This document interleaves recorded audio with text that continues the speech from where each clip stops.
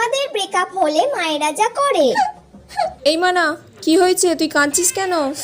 না মা, আমার কিচ্ছু হয়নি। এই মেয়েটা তো দেখছি এমনিতে আমাকে কিছু বলবে না, এর জন্য আমাকে অন্য কোনো রাস্তা তো বার করতেই হবে। বলছি মানা, তুই বল না আমাকে, আমাকে বললে আমিও তো তোকে কিছু সাহায্য করতে পারবো।